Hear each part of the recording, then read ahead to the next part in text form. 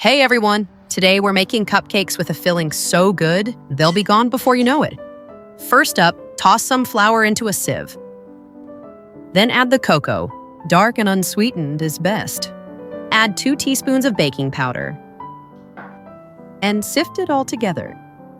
Sifting gives the batter a little extra air, making the cupcakes nice and tender. With this recipe, you'll get 12 large cupcakes or 15 to 16 medium ones. Mix the dry ingredients and set aside. Next up, unsalted butter. Press your finger to make sure it's softened, not melted or frozen. Otherwise, it won't whip properly. Add 3/4 cup of sugar, or a little more if you like. And beat on medium speed. My mixer has 6 speeds, and I set it to 4. It took me about 3 minutes to get the texture just right. It should look light, fluffy, and increased in volume. Next, the eggs. Crack in the first egg. And beat it into the butter and sugar on medium speed for about 30 seconds. Make sure the eggs are at room temperature. They'll blend more evenly with the butter and sugar. Crack in the second egg. And beat it for about 30 seconds as well. Add the eggs one at a time to ensure they mix in evenly, beating each until fully incorporated. Don't overbeat, guys, or the texture will be ruined. After each egg, the mixture should be smooth and slightly fluffy. And now let's add the dry ingredients. Pour in 1/3 cup of milk, preferably at room temperature. Mix it lightly without switching on the mixer, so the dry ingredients don't fly everywhere. And then mix everything on medium-low speed until everything is well combined and smooth. Make sure your bowl is big enough. There's plenty of batter. Don't repeat my mistake, folks. Transfer the batter into a piping bag. You can also use a regular plastic bag with a corner snipped off. Line your cupcake pans with paper liners and fill each cup with batter.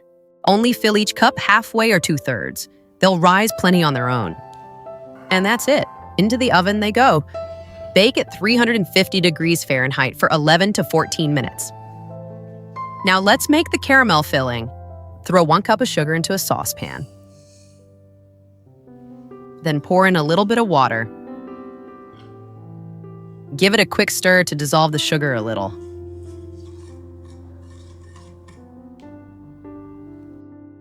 Place the saucepan on the stove over medium heat. Cook without stirring for about 8 to 9 minutes until it turns light brown. Turn off the stove and take the pan off. Let it sit for 3 to 4 minutes. Meanwhile, grab another saucepan and pour in some heavy cream. Place it on the stove and heat until the cream just starts to boil. As soon as it starts boiling, take it off the heat and pour it right into the caramel. Make sure to whisk really well so the caramel and heavy cream blend smoothly. While we're at it, I'm curious, where's everyone tuning in from? Leave your comments below. Place the saucepan back on the stove and cook for another 2 to 3 minutes, whisking constantly until it's fully combined. Take it off the stove, grab half a stick of softened unsalted butter, and just toss it right in. Now mix it in really well. I'm using an immersion blender. You could use a spatula, of course, but the blender makes it much easier. Blend for 1 to 2 minutes until smooth and fully combined. Transfer the mixture into a pre-chilled bowl to stop it from cooking further. Just look at this caramel, guys. Pure perfection. Cover the surface with plastic wrap, pressing it directly onto the mixture to prevent a skin from forming. Put it in the fridge until needed. It can be kept in the fridge for up to 5 days.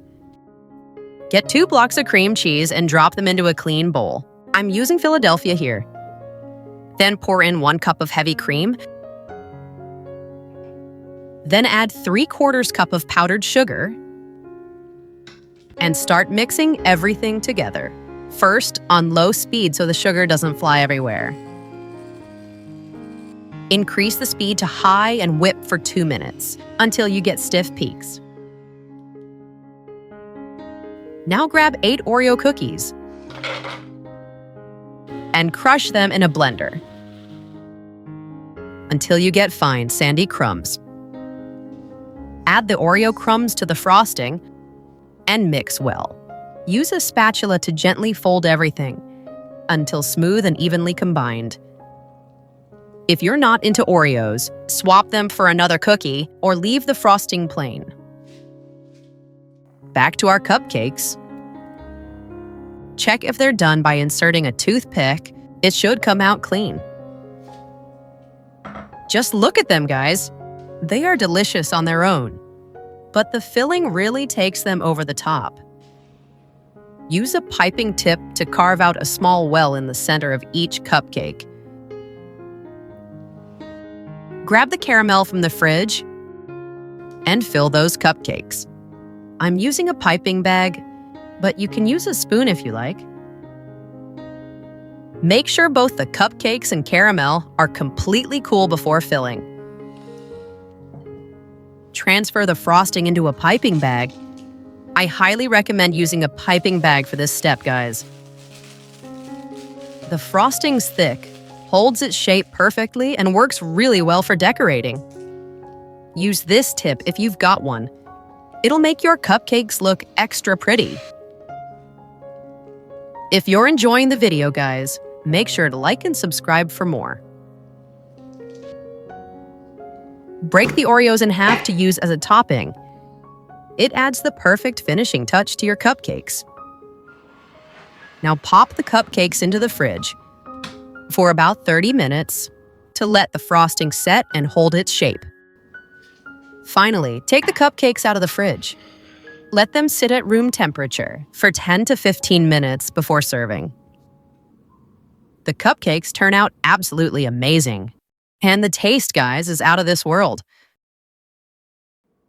The sweet cupcake, salty caramel filling, and creamy frosting make the perfect combo. You'll want to make these again and again.